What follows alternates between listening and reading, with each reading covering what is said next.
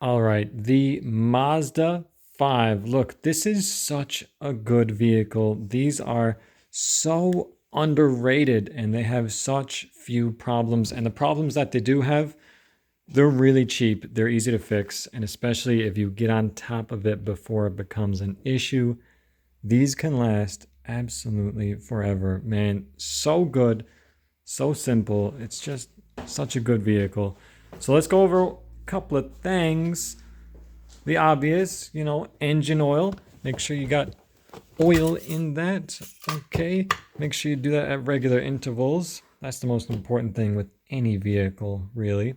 Make sure you do the air filter, and the cabin filter is not very fun, but do it anyway. It's not expensive and it's not that hard. It's easier for a thin person, I'll say that. Okay. If you are large, you might want to consider doing it, well, someone else. Actually, an easy way to do it is to get in the vehicle, go like this, and lean over like this when you do the cabin filter. Go down there, and your cabin filter is going to be in there, okay? So just lean over that seat. Again, if you're thin, much easier. What's next? To make your Mazda 5 last forever, change your transmission fluid. All right, your dipstick is here, this orange thing. Go ahead and check that. All right, and it's going to show on it 2 levels there, hot and cold. I don't know if you can see it, but it's actually a little bit low there because I did change my fluid. I might need to add just a tiny bit more. So make sure it's in there and make sure that it's like relatively pink, and do it every, say, 50,000 kilometers or something. These are designed to be changed. It's not like the Skyactiv ones where we're not really sure. But anyway, do your power steering fluid. Make sure you use ATF only. Automatic transmission fluid is going to go into that. Don't just go to the store and buy power steering fluid. Get ATF. Okay, I don't think it matters what type, but make sure it's ATF. Next is going to be the belt and the pulleys. So you got like idler pulley. There's a middle pulley, a center pulley, and a lower pulley, I believe. So when you do your belt, check your alternator. Get your hand on it and just kind of wiggle it around and see. And change your belt at the interval. I don't remember exactly what it is. Probably around 150,000 kilometers. That's about 60 to 100,000 miles for you Americans. Next thing is you want to look at your spark plugs and your valve cover. All right. So pop these off. And you're going to need to look into your spark plug wells, and you might have oil in them. I've had a couple of these Mazda 5s now, and they all have this problem. All right, from the factory, the gasket around the spark plug does not do well, so you need to replace it. If you see oil down here, don't worry, it's probably not coming up from your engine. It's probably going down into your spark plug well, and that is not what we want. So you just replace that with a new one. It's not too hard, but you got to take the valve cover gasket off, and yeah, it takes a little bit, but it is doable.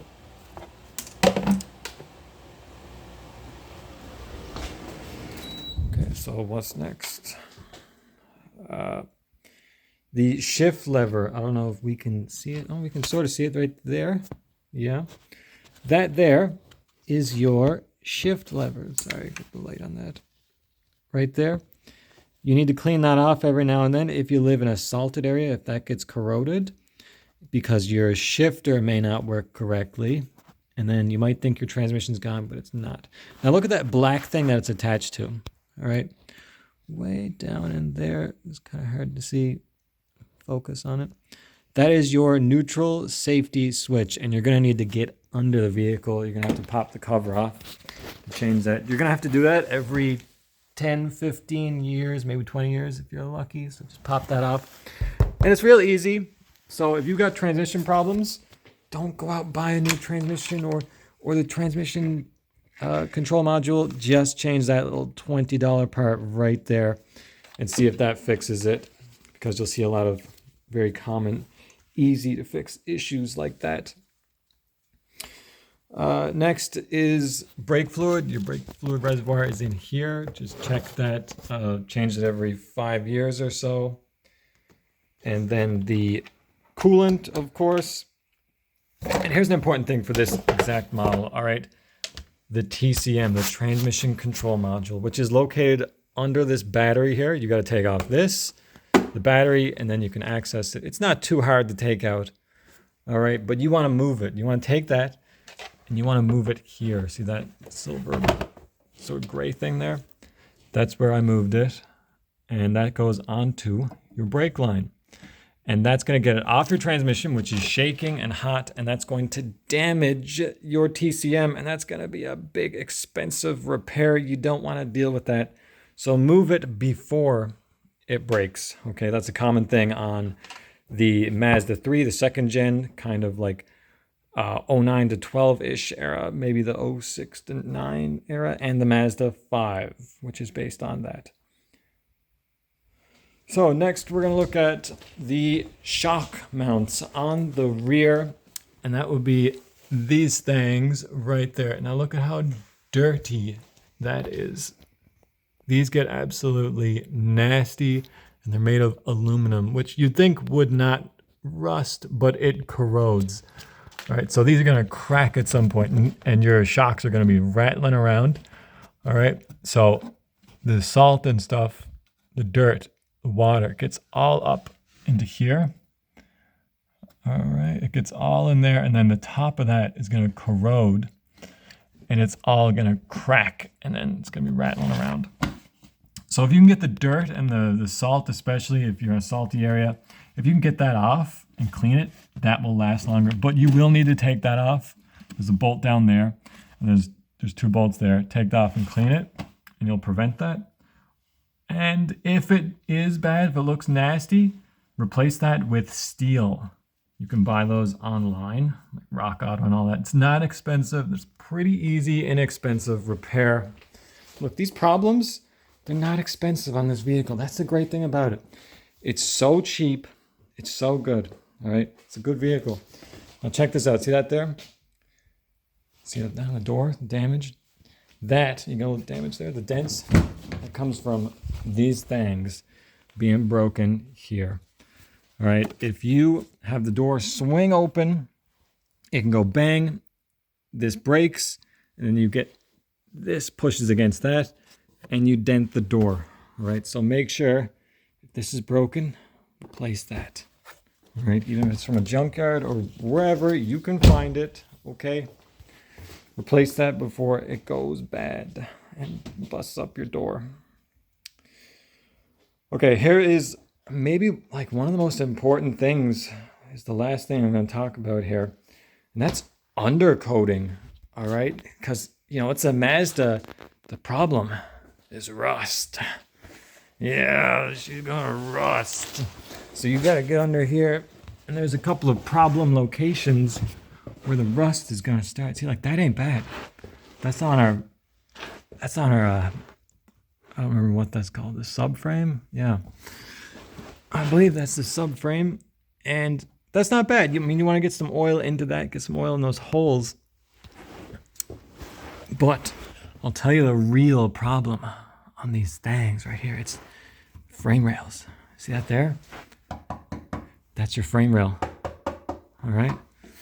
That's your frame rail, okay? And under this, the frame rail under that is going to rust. You're gonna have holes right in that. That's gonna be real bad. But we do have some holes in there where you can get some penetrant, some rust fluid, whatever you got. All right, some heavy, thick stuff.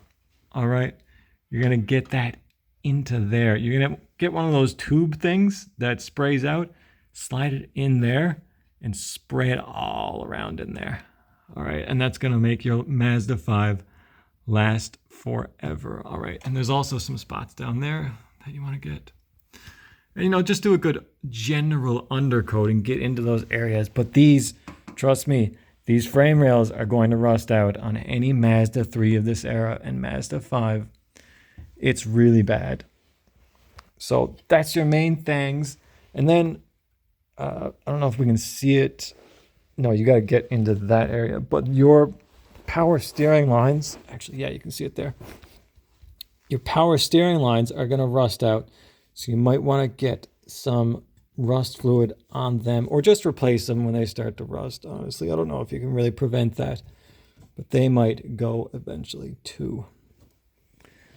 And of course, your exhaust, but that's anything. So that is all you need to do to get your Mazda 5 to last forever. And trust me, these things will last a long time if you take care of them.